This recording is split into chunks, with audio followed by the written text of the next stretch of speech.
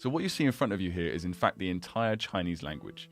You certainly couldn't do this with English, put every single known syllable onto one little bit of paper. In fact, there are only 409 simple syllables in Chinese.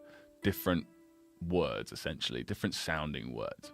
Now, if you try to do that with English, I think you'd end up with around 12 to 15,000. So that is one big advantage of Chinese, and it's also a little bit of a disadvantage as well.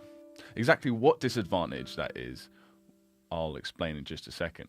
Now, if you include the tones, the 4 major tones of the language, there's actually 1,200 different sounding words in Chinese.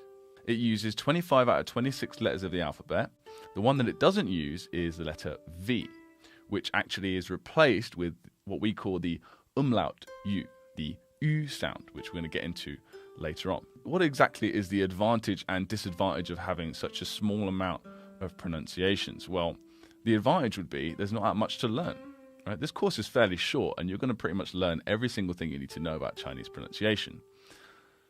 And if you learn all the finals at the top, the initials at the side, then combining them together is fairly easy. There's not that many nasty surprises. Now, what's the disadvantage?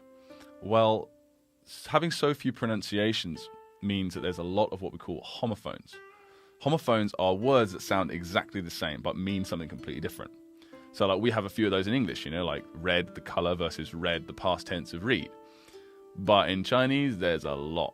And even if you include the tones, including like 1,200 different sounds, it can still get tough at the early days. It's really hard to differentiate at the beginning what word means what.